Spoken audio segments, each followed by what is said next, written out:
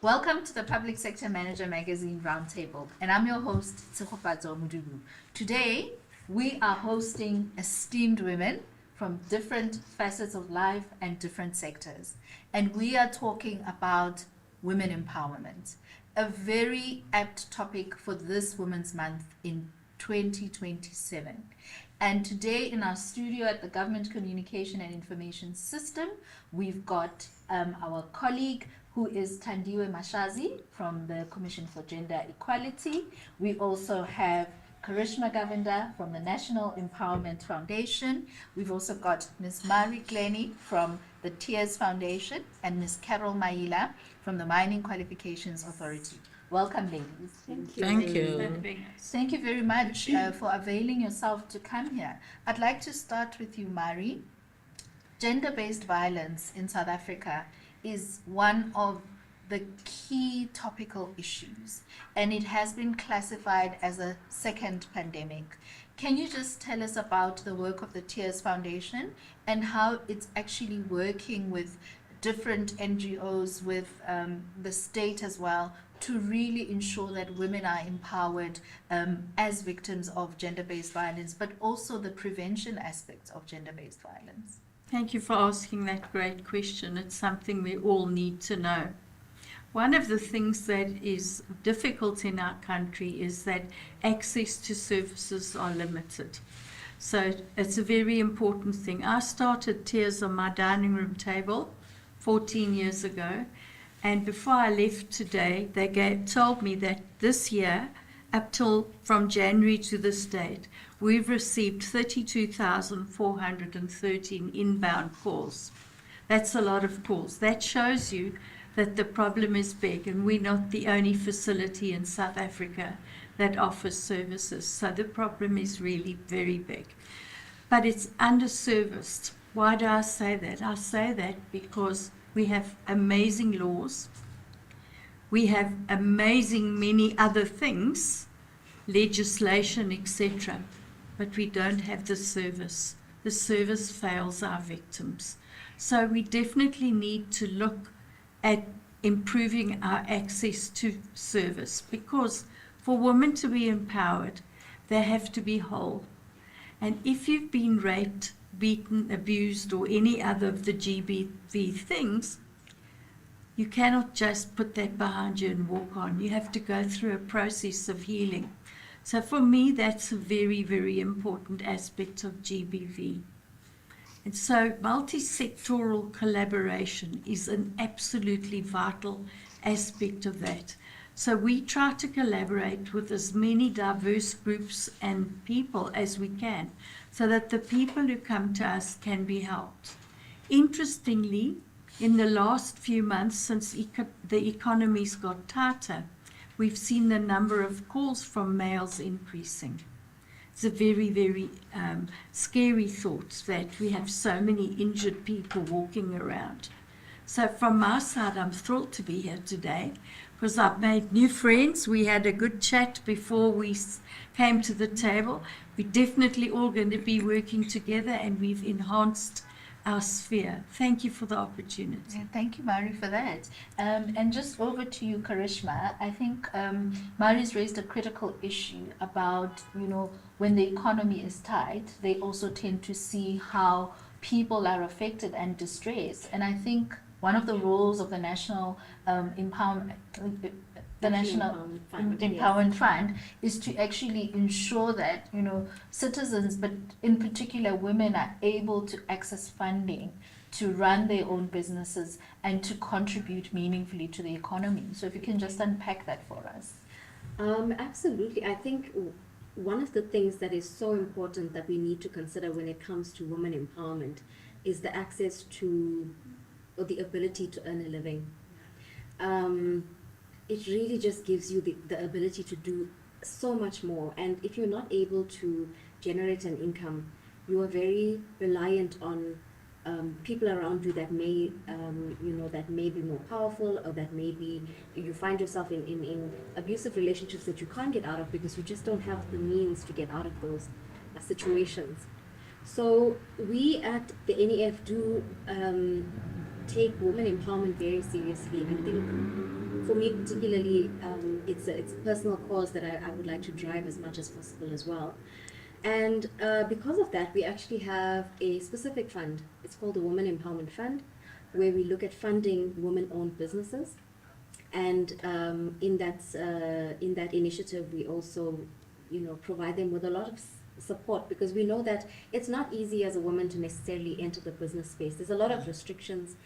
There's a lot of things that stand in your way, especially things like access to market, the lack of maybe collateral to raise funding, and just lack of opportunities as well, just to be given a seat at the table sometimes. So we understand the environment that we work in, and we really try to unblock those obstacles. And that's why we provide not just the funding for the business itself, but also non-financial support. So we actually give them mentorship, back office services. If the business is in trouble at some point, we assist them with business turnarounds. So it's really to make sure that whatever we do to support a woman prosper. Because when we give them that economic empowerment and that freedom to earn a living, it really takes them to a different place. And also, all the literature says that when you empower women in your society, it actually uplifts the society as a whole. Because the way that women employ the funds that they have leads to everybody in their families and their communities being empowered and rising above poverty and all of the social issues. So we feel that by doing this, it's also addressing a lot of the social issues that we face in South Africa. And the other thing I want to mention is that at the NEF, we also really try to make sure that our funding goes to the underserved communities. So I mean, we really go to places that are sometimes even forgotten about, the deep rural areas, where women may not have even heard of the NEF. No one would have heard of the NEF because it's so rural and cut off in terms of communication. But we try and source the transactions and the deals for the small entrepreneurs that are trying to make a living in those areas, and take our funding to places where it's going to make the biggest impact, and those that are economically impoverished. Thanks for that. I think this links to a recent study by the Commission for Gender Equality, and I think Thandiwe can give us a picture of what really rural women go through, and how is it that the gap that you bridge as the NEF is so critical, because there are also contentious issues around access to land, particularly for rural women. So Thandiwe, if you can just give us the picture there, so that we can also contextualize how the NEF's work, bridges this gap and this divide of empowerment. When it comes to rural women, it's a sad story, not even a sad, a sobbing story, because what one person that is seated in an office and imagine what a rural woman is, you just think maybe somebody who doesn't have maybe, nice makeup to do good or something of that sort. But the issues are quite deep. So as she just mentioned, that they actually provide funding, I think it's quite a good initiative, in the sense that most women in rural areas, they are uneducated. They try by all means to fend for their families.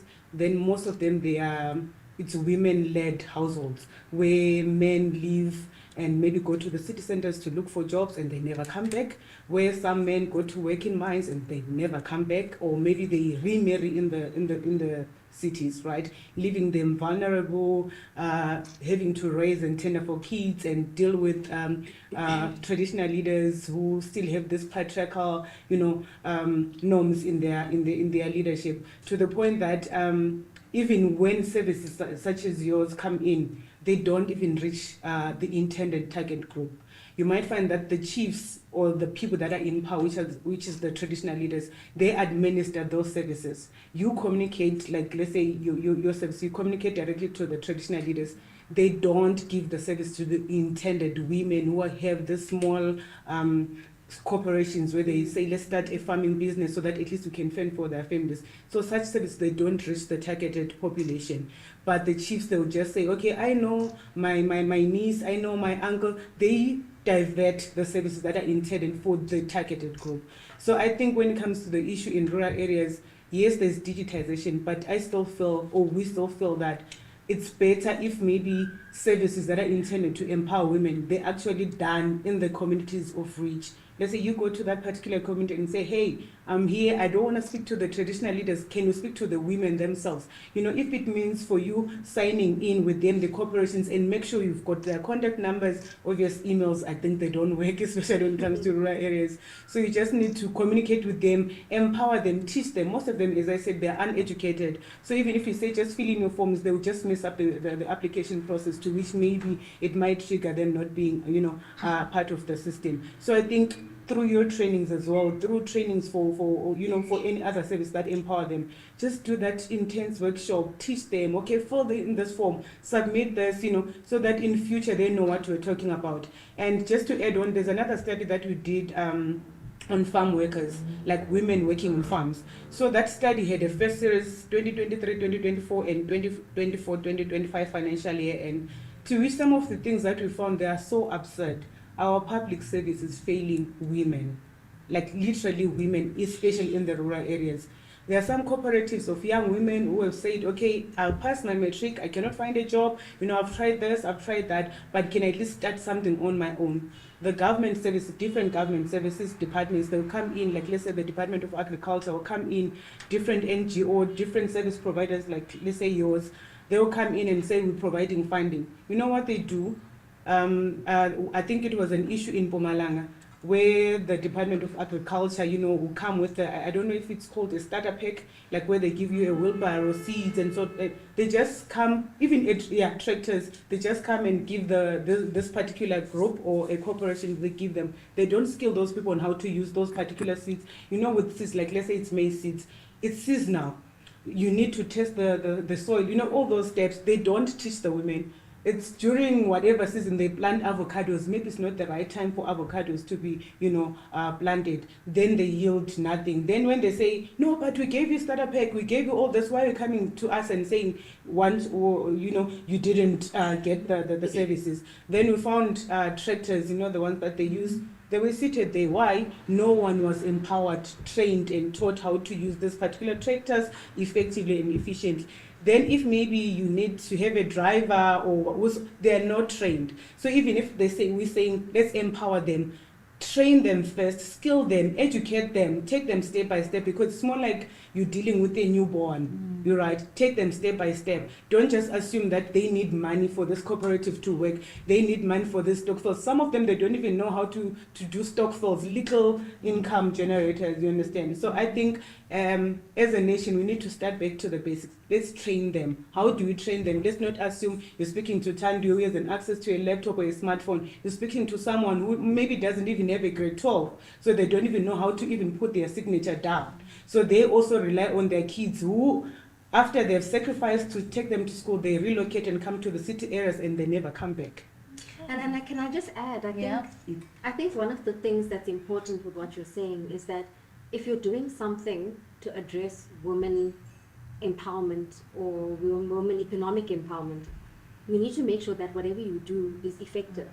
And what you're doing is solving the problem and not ticking a box. Because once you have the box ticking approach, you've done what you need to do as an institution, but it hasn't achieved anything. Exactly. So I think if you have people in organizations that really understand the purpose of what is being done, and the end results that could potentially come from that, and how much it affects not just one life, but the multiplier effect of how many lives are affected in each of those households and each of those families, you may have a different response, because then you're getting people that truly believe in what they do and are going to see it through to the end. I totally agree, and I think I want to bring Carol in here, because she's working in the mining space, particularly in training, and I'd like Carol for you to just chime in and make us understand how empowering women in rural areas, urban areas through social labor plans, right, which are signed between mining companies and communities in which they're established, as well as through the department that is responsible for that sector, how that actually assists women to fully participate and be fully equipped, to really enjoy the seeds of beneficiation, and what comes out of such a thriving economic activity such as mining. Okay. Okay, let me just explain what the mining SETA does. So the MQA is a SETA, is a government entity which reports to the Department of Higher Education and Training, one of the 21 SETAs. So our mandate is to train people that work in the mines to address issues of transformation, skills development, and issues of health and safety. Also people that are not working in mines, graduates, we give bursaries to the people that want to study in areas that are related to mining or engineering, but out of the budget of 100%, let's say 100% of the bursary fund, 80% goes to people that are studying in areas that are related to mines. But the 20% is for anyone else that wants to study in a TVET college, in a university, or in a particular university of technology.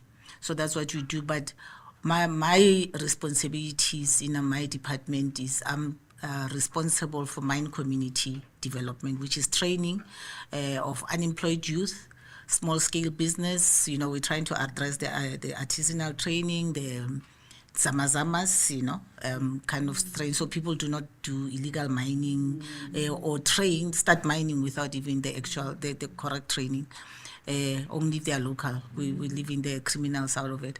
Then so this mine community program relates to exactly what she's talking about. It relates to women that might be living in mining communities, or women that might be living in rural areas, and that's our biggest focus, to say you don't have skills, you want to do anything in agriculture, for example. It can be agriculture, it can be anything. You don't have the right skills. So you require in those kind of training. So we will fund you and train you in those kind of skills that you have identified as a need. So just to take an example, if, for example, you can see the silos in which we're working in as government, because the Department of Agriculture, for example, I've never heard of that kind of study. It will be interesting to go through it and go to the Department of Agriculture and say, can we work together? You have these tools that you want to give, or the startup kits that you want to give to people, or that you've already given to people. You've allocated them a piece of land. I have the money for training, perhaps themselves an agri-SETA. Then we can go there and train these women and ensure that they have the right licenses, they have the right skills to do this kind of training, find them mentors, and we will fund that. So exactly what she's saying, make sure that there is a multiplier effect, and make sure that there is an impact and a difference that you're making. Don't just dump and tick a box and say, okay, I've given them startup kits and therefore my work is done. Because the whole point of this skills development is, let's train people to make an impact. Let's make a difference. Let's establish those kind of cooperatives that are working, so these people can also be able to create jobs for people that are living in local in those local areas. So that's the whole point of this program that we are dealing with. But we are also moving into just to come to your question, we are moving into, with the department that I'm responsible for, collaboration with mines, taking their SLP funds and say, okay, you have SLP, I have the grants from the SETA. Let's put this money together. Let me see what you are doing on site, and therefore let's put this money together and do something big that is more impactful. Because if it's just a small little program that I'm responsible for, and I come to the SETA and say I want to train 30 people in agriculture, what impact am I going to make? I'm probably going to be the only person that is going to benefit and make a little bit of profit out of that money, but the impact is going to be little. So I'm saying, let's go big. Let's involve the municipalities, let's involve other provincial governments, let's come up with programs. So there are programs that we are working on. There's one that we are launching on the 3rd of September, handing over certificates in Middleburg. We're working with ESCOM, we're working with the different departments and economic departments of the provincial departments in Mpumalanga on a project that's more impactful, because as soon as the power station is closed, there are other things that other people can do, energy related, and therefore they come up with a program like that, and we said, okay, local economic development, identify your people, how much do we have, how much do we have as a SETA, what is it that ESCOM can do? So when we walk out of there, we see products, we see people working, we see an economy that's about to die being revived. And it addresses issues of gender, people of gender that are probably abused because of gender-based violence issues. At least if people can support themselves, you don't have to stay and depend on somebody because you're thinking, where will my next plate come from? Exactly. So you're sacrificing your life for a plate of food. So we're saying empower people, give people knowledge, but also give them something to survive. Because if I have my education, we have unemployed graduates, lots of them with master's degrees working on the streets. But then when you check, they are being influenced by social media issues because they don't have a job. Yeah. You know, and then they end up in relationships that are compromising and that are not healthy. And therefore, we need to be working together and saying, how do we address them? How do we come up with additional trends, something that we call upskilling and cross-skilling people to ensure that they can get enhance their knowledge and training to be able to stand up and say, instead of being a teacher and sitting in the township, I can be a teacher and start a homeschooling center, you know. So that upskilling thing is giving them additional information and say to them, actually, that teaching degree is important. You can actually upskill, we can upskill you, you can start homeschooling, you can give extra lessons, you can do training, you can work in an NGO to address all these current challenges that we face as a nation. I think you've touched a really important point about reskilling. You know, I think this relates to the just energy transition process, really, where we decommission power stations, and we need to ensure that people are then reskilled and reintegrated into the economy. And I just want to link it with the work that you do, because once you've taken your victims through a process of healing, you know, what is it that they come out with, you know, that they have been reskilled with, to be able to then either assist others or to also just sustain themselves and not go back into a cycle of gender-based violence? It's a very difficult task. I must admit that nobody's got the solution, because if we had it, I think it would be implemented worldwide. The difficulty with reskilling a victim of gender-based violence, of any kind of violence, so it could have been financial abuse, it could have been verbal, it could be physical, and across the whole spectrum, is that we have to take our recovery into our own hands. Nobody's going to do the recovery for you. So in terms of upskilling people, it is not a one-off situation where you can teach them. You have to walk alongside people for their recovery and empower them. And we have few organizations that do that. So when we are helping a person, we start at the very basic level. We will help them to get their CVs ready for an interview. But past that point, we don't go, we pass the baton to somebody else. But it is a giant situation because it's linked to the fact that there are not enough jobs. It's also linked to the fact that we are letting the youth down because we've encouraged them to get degrees. I have 20 of them working for me. I know. And they stay. It's not always because they love me. It's because jobs are hard. So it works for me because I love that I can keep them. But the truth is there are no jobs out there. And that's a problem. So what you're upskilling them with has to be something that can sustain them out of the mainstream business opportunity. So it's a very difficult ask. I do not have the solution, but I have the will to stay in. No, glad you have the will, because we do need that persistence. And just coming back, you know, with looking at the overall work the Commission for Gender Equality does, I know you guys also look at what is called systemic violence in institutions. These could be state institutions, private institutions. You know, what is just the overview landscape, really, of some of the things that we need to do to just counter those systemic type of patterns, really? Okay, I think it's quite broad. I would say the best thing that, like she's saying, if you're reskilling someone, for instance, right, be mindful of their community, because through stigma, the person can relapse or the reskilling method doesn't work. So I think as a nation, we need to be empowered of what is happening. We should be knowledgeable of what is happening. We should know also the offices to knock when certain situations happen.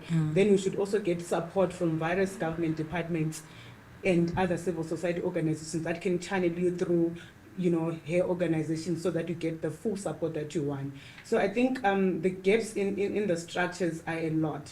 Let's say maybe just to round it up to all of us, let's say, for example, if you're starting rural, coming up, semi-urban, up until, the elite, government structures from the local, which is our traditional systems, I think that's where most of our problems are. Because if we still have patriarchy being dominant, we still have maybe culture or tradition clashing, yes, clash between the tradition and culture and the constitution and the law, automatically that shows that we are headed for disaster, or we're still heading for disaster, in the sense that the rural people won't experience the benefits of getting financial freedom, getting jobs through the mining sector, getting awareness, getting all the support that they want, all because of that gatekeeping by the traditional leadership or traditional structures, right? Yes, not all the provinces experience that, but most of the provinces, they experience patriarchal leadership, patriarchal norms, patriarchal leadership, and everything that has to do with subjecting women to these norms that no one wants to think of. Right? Then if that part, maybe let's say we come to a realization or an understanding of how tradition and our constitution can work together, not in separate ways, because the tradition is going left, the other one is going right. But can we have a common understanding of how tradition and the constitution can work together? I remember there was an instance where traditional leaders said they're not even well articulated in the constitution. Their powers and functions are not well written. They don't clearly state where their mandate and powers end, right? So hence they do things according to how they grew up, how they find their forefathers doing things. Like, I think it was the issue of when we asked, why do women have to pay certain fees to access land, right? Someone would say, let's say, for example, it differs from 450 rand up until 1 million, depending on the hectares or the amount of land that you want. So asking, why would one have to pay 20,000 just to get a maybe less than 50 meters, 50 by 50 meters, just for land, maybe for residential, to stay with their family? So it starts back from the traditional leaders to say, I grew up knowing that you have to pay to appease the ancestors so that we allow you. But what does our system say constitutionally? Everyone has to have access to land for residential, for business, for what's or not, for free, right? But why do they pay?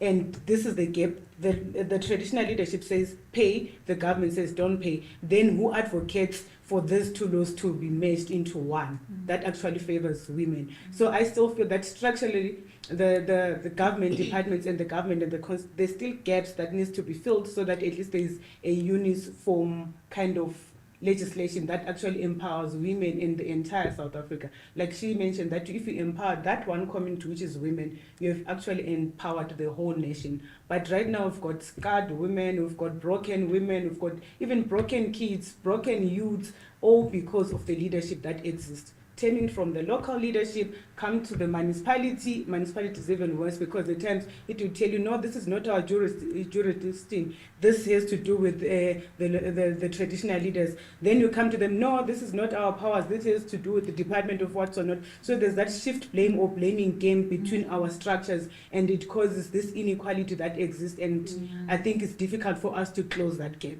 So I think it's a matter of us being trained, being skilled, being knowledgeable. Let our young youth know the constitution, know their rights, know the right offices to knock at. Let's say, for example, talking about the issue of access to information. Is it okay for me to just write to GCIS and say, hey, we need maybe tools for us to access maybe bursaries, to access, mining jobs, to access, funding? How best can you do that? You are knowledgeable as the department. It's easy for you to actually say, just use this website. It's friendly. Call your, maybe we give you a laptop at one of the schools or a desktop to say, come to this particular school every Friday. It's free of charge. You have a representative that actually assists. But now the youth are not, trained and well educated. The parents, who are the mothers, they're not well educated. The fathers are upset, So the system is just flawed. So I don't know how best you can do this, but I just feel there's still a gap that exists between traditional laws or traditional leadership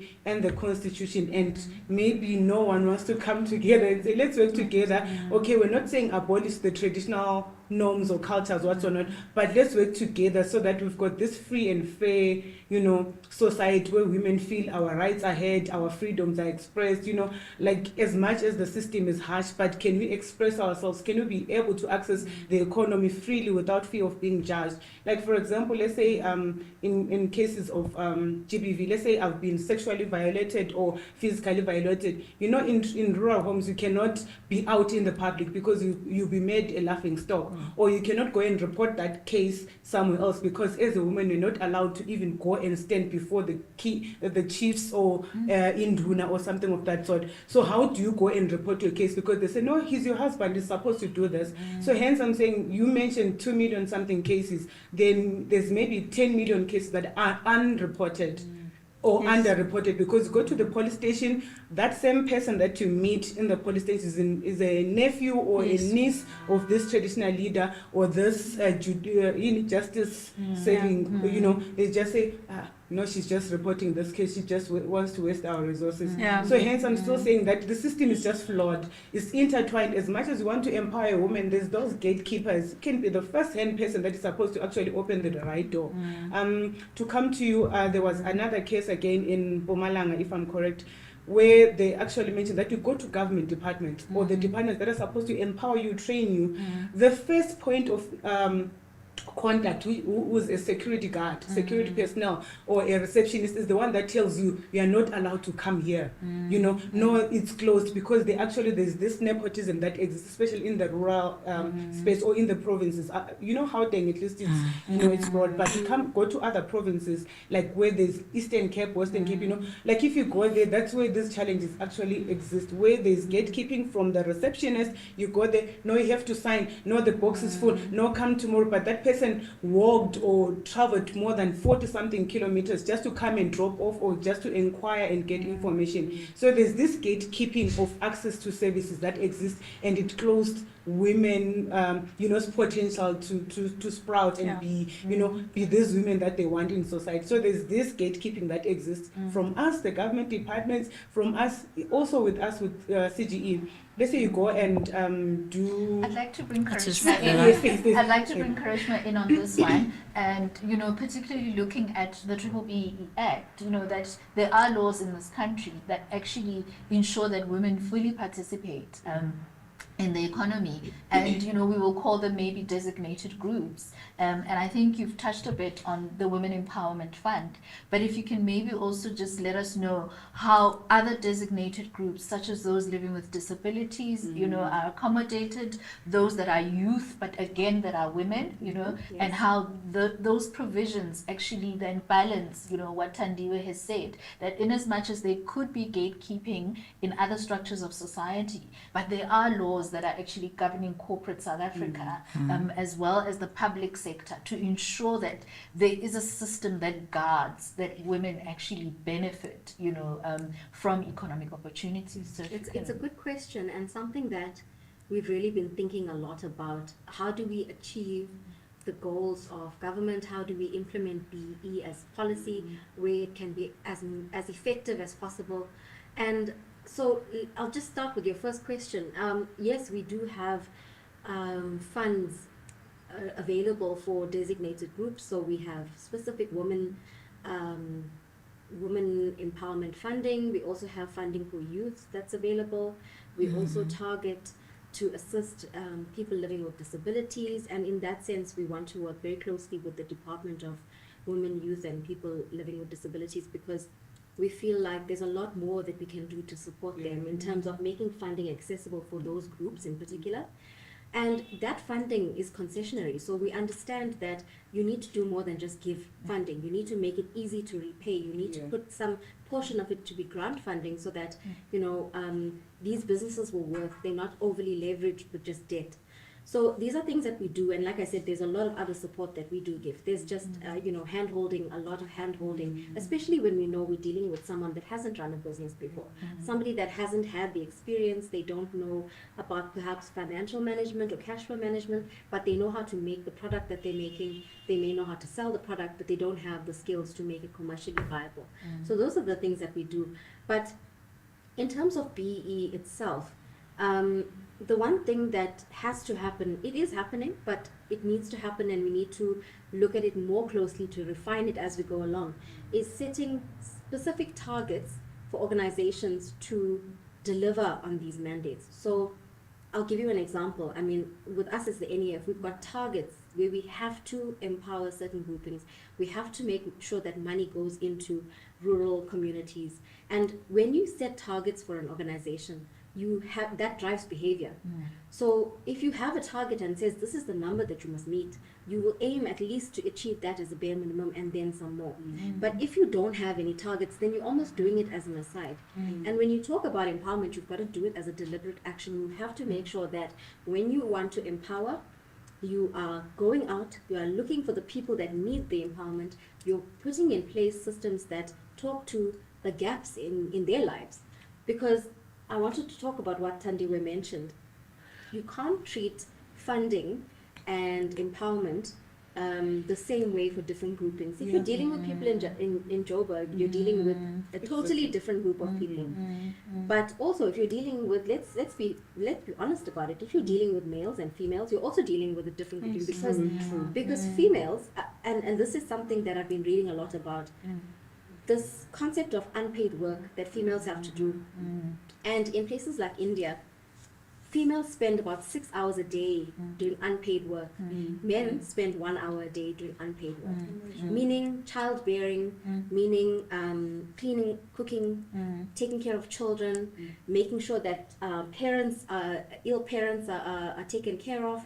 And in the rural communities, it's even things like access to water, walking with that bucket to collect water, to collect firewood, because the men are not the ones doing that. Men are going out and they're working. But some of the women who do all of this unpaid, a lot of the women that do this unpaid work are also working. Except that they now have 6 more hours of work because they've got to do this and they've got to deliver because they can't afford to live on just one salary. So we have to take into account that funding of women requires something different. It requires us to realize the burden that women carry. And this is something I'm sure all of us around the table can relate to. There's just a lot of things you have to keep track of in your day, other than just getting your job done. Are your kids going to have, what are they going to take to school lunch tomorrow? Have you phoned the school to arrange for extramurals? Have you taken them for their checkup?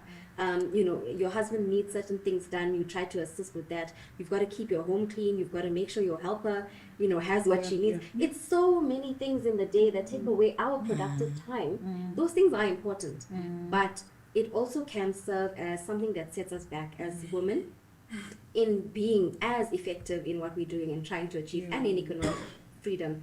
That really does make a difference, and really we mustn't ignore it, because that is a very big part of why it's so much harder for us to make an impact. And then the other thing is, I do feel very strongly that we need to make opportunities available to people where they are. So expecting a rural woman, or even any woman for that matter, to go from point A to point B and now be employed there, and it's going to mean either she's going to wake up at 4 a.m. to take taxis, and it's going to take her 2 hours to get there, or it's going to mean that she doesn't have someone to take care of her child at home, and now she's traveling far away. These are some of the things. And also sometimes there's stigma relating to moving away from the community that you're in, and now you're going to this big city to work. So you really need to factor in what we are trying to achieve and whom we are trying to assist, because South Africa is a very unique place, and it's got its very own challenges, but also its own opportunities. So if we are very deliberate, we set targets, We say, this is what we want to do, and then we really apply our minds in our various organizations to how can we do it properly. Then we will actually make a difference.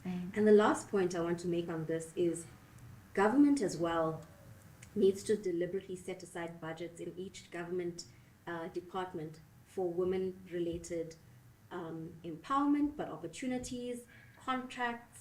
They need to be set-asides specifically for women and youth and people with disabilities. So not just talk about it, but Absolutely. make this amount of money available that can't be accessed by anyone else, because we want to make sure there's money flowing through Yeah. these women-led businesses. Yeah. So I You think know, we- my experience has been that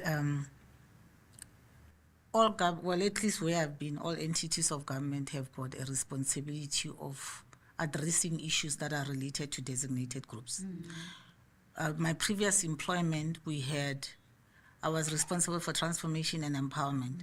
And this is similar to what I'm doing now, but there's a target of 25% if it hasn't gone up, which says that the total budget of the organization must be spent on women owned businesses or women programs, right? But the missing link there is the monitoring. And also, we also need to check what programs, which women have you empowered? Have you empowered Carol Motsepe, who is a multimillionaire, and you're ticking a box because you haven't done anything? Carol Motsepe lives in Sandton, she can afford, she owns half the buildings. So how about the rural people, and what have you done to impact them? But the other thing that we also should not forget is the reality is, I come from villages. I move around a lot of villages in provinces that I work in and where I have relatives. We have child-headed households. It's a clear reality. HIV and AIDS has destroyed a lot of people's homes. And then we also have COVID that cleaned out houses. Children live by themselves, and it's a reality. So even if these programs are in a rural area, how are we ensuring that these kids are being taken care of? They don't have birth certificates. They don't have relatives that are supporting them. Some of them are abused. Alcohol is rife. Somehow people don't have money, but they can access alcohol because they need to numb their pain and deal with their sorrows in a different way. What programs do we have in place that are addressing those things? She mentioned something very critical, something that I'm very passionate about: holistic development. Deal with my social issues, social psycho issues, while you're giving me a grant, while you're giving me training, while you're giving me a startup kit to start a business. Because I will bring 10 rand at home and we'll have a plate of food. But I have a lot of depression. I have alcoholism. I'm being abused on the side. How are you addressing those things? Because then what are you even doing? Because you've left the real person out of the whole thing, you know? So it's very critical that we don't leave these things. But monitoring and evaluation in this country is something that we have to do. And say, so many billions that go into women empowerment, youth employment, children empowerment, and people with disabilities empowerment. How much of it has really done the real work? Yes. And I would also add, pushing ourselves to get from that 25% target to say, is it enough? Because even 50-50 is not enough, because women are at such a disadvantage. So actually it's 45% women here. I think, Like 25% is youth.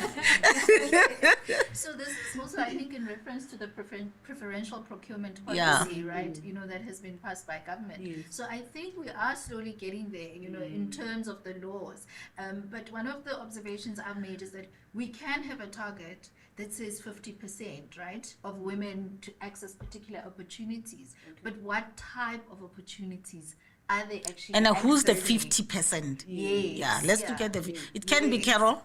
I'm an executive, I'm earning a proper salary. Yes. But if you have empowered me, You know, really, what have you to done? what extent? Because then you are actually extending the gap, Yes, isn't it? yes. So I think it's something that we need to look at. And I wanted to come to you with the sector that you're working in. You know, how difficult is it for women to actually break into mining opportunities? Because there is a stereotype and a perception that it's a very male-led part of the economy. It is. Yeah, you find that women are trying, but it's very difficult because there's funding. I mean, the funds that you need and NEF can also support are very high for you to can even just survey. go to a piece of land and say, we need 10 million to survey and say, yes, we have found minerals in this place. For you to even start digging is, I don't know how many other million. So it's extremely difficult, but it's also a man-led industry where there's lots of gatekeeping, like, hey, who are you? You know, I mean, working in the mine as a woman and down there is difficult as it is, you know, and there's a lot of abuse that happens down there. But imagine now you're trying to be the Motsepe in the mining sector, and you're female and you're starting, you've got no backup, no political connections, you're just starting from nowhere. And you go to NEF, and I don't know how the empowerment fund works. Sometimes they even say, we want a collateral. Where am I going to get it from? You know, I have nothing, but I know maybe I'm an engineer, or I work with geologists that I employ, some of them, by the way, that are advising me, or this is how it can be done. But I don't have any collateral. I don't have any backing, any support, and it's a main man. And they're thinking, now you're coming into my industry, and you're female. Who are you? You know, and people start asking for sexual favors. Now, what about your principles and your morals and your dream? Then eventually you walk away from it, and like, let me just polish my CV. And maybe just to add on what you're saying, there was, I think it was a trend, I think maybe you might also know, I think it's in Melmoth, KZN, where I think through funding and through the ZILT, or to have a mine and what's or not, so I think it was a group of women, and obvious, maybe they had male, you know, as the leaders, then they came through. So apparently a mine was developed in the area. Right now, as we speak, those potholes or the holes or whatever that they dug is now a hazard in the community.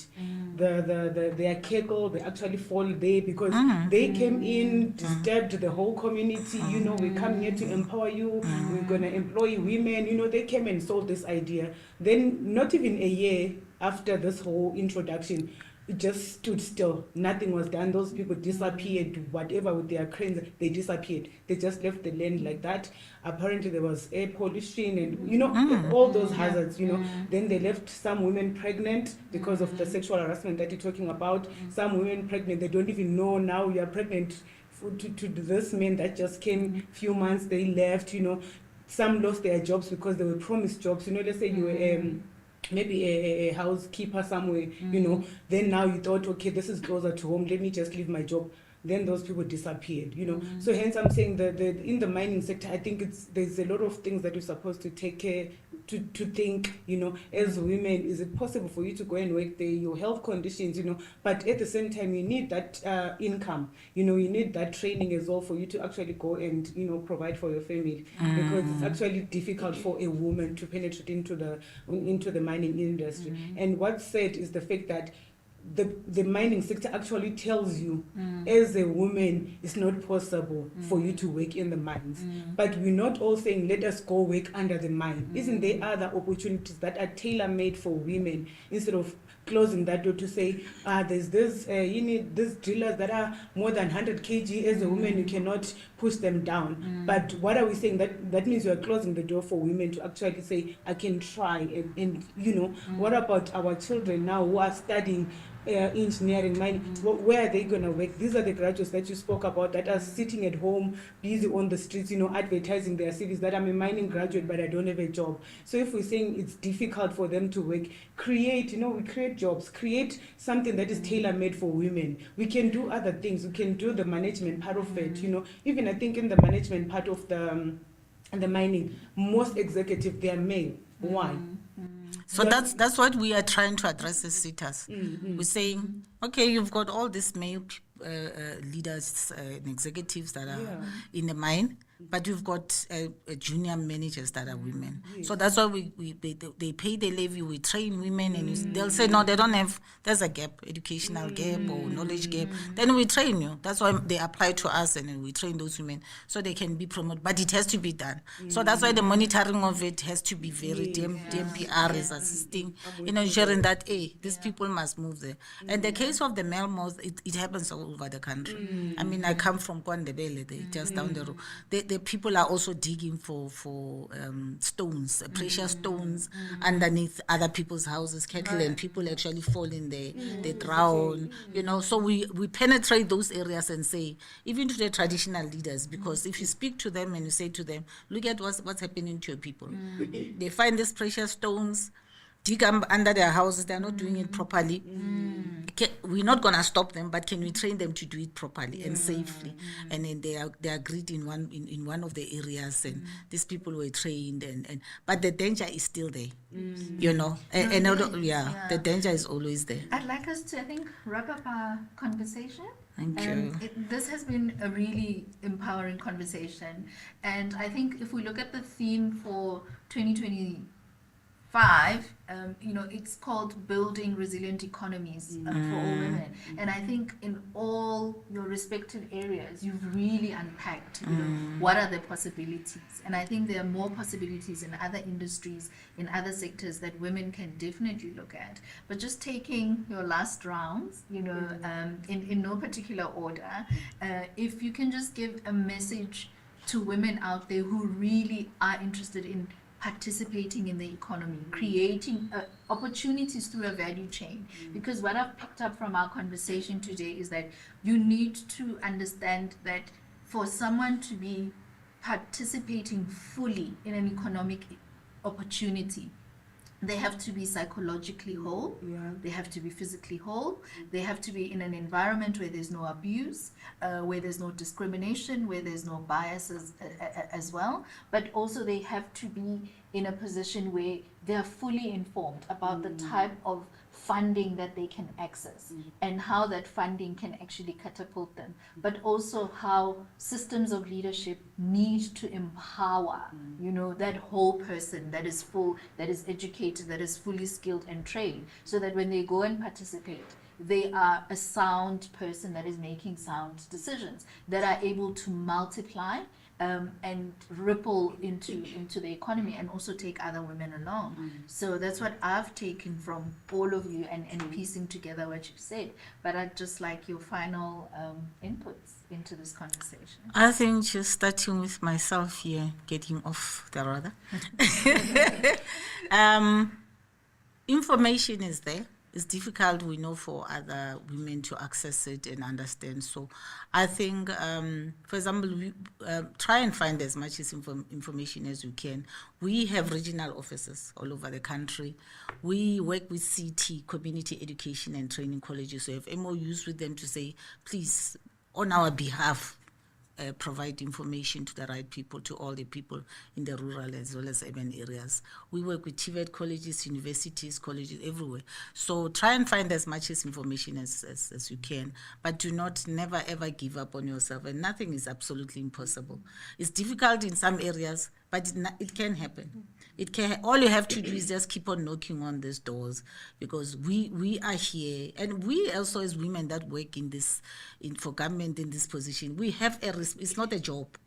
It's really not a job. We are here to make a difference and ensure that you make the difference that you are being paid. At least you are being paid to make a difference, and don't forget other people. So I believe in this.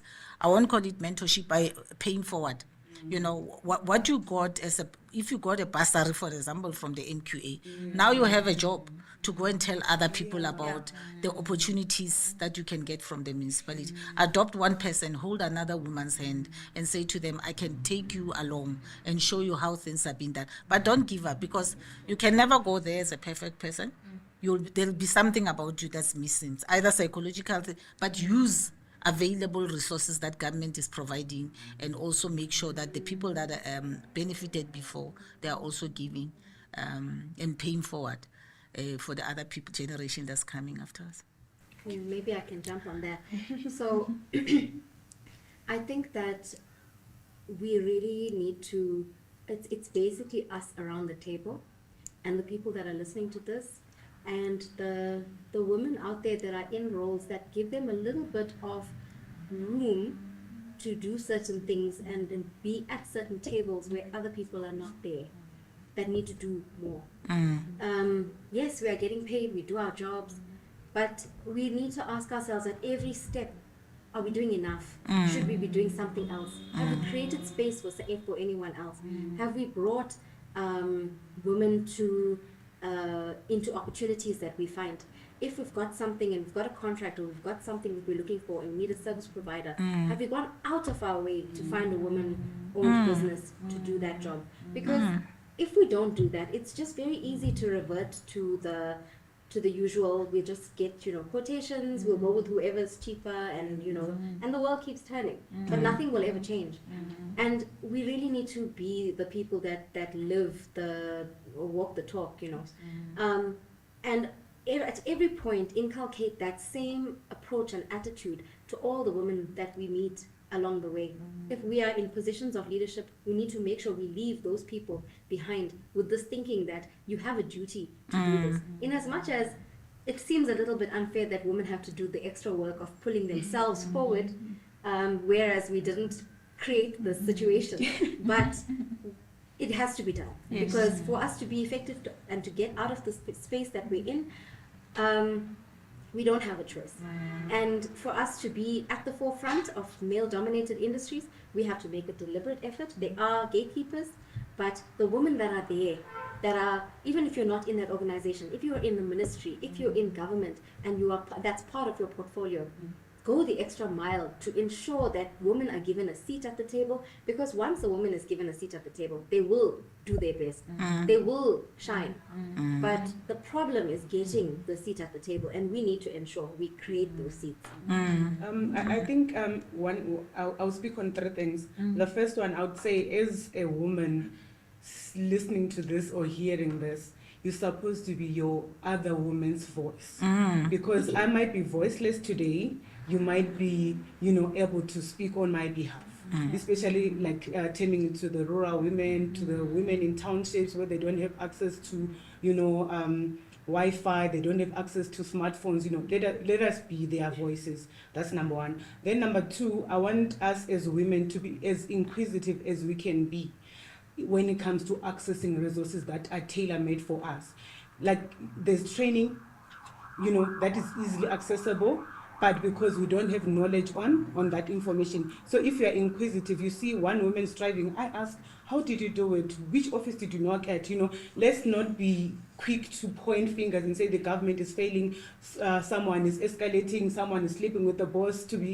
Let's be inquisitive. How best can I make my life as a woman better? How best can I make my community? How best can I empower myself before empowering others? Like earlier we had a discussion about empowering boy child, right? How best can I do that? How do I become economically better than what I am today? There are opportunities like the funding that is available, there's training that is available. Let us be inquisitive about services that are tailor-made for us.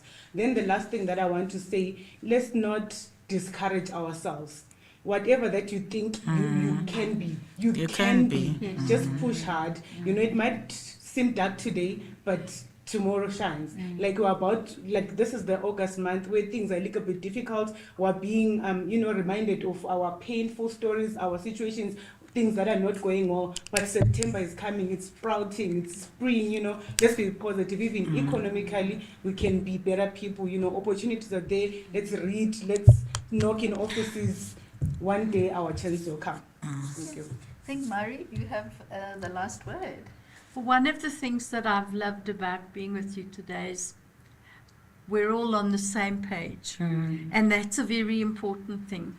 So I think that what we need is more education in our country, and to that end, we are going to be starting a GBV educational program, as in we do education on the floor now, but we're going to start a training facility for GBV where people can come. We have launched our trial.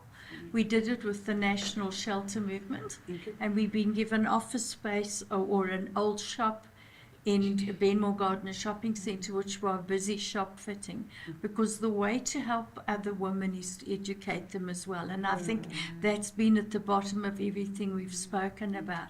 So my message is that, as you said, you should access every bit of information that you can, because we all don't know it all, as you said, but the information is most often available. And the other thing is, for one of us, we want to help you.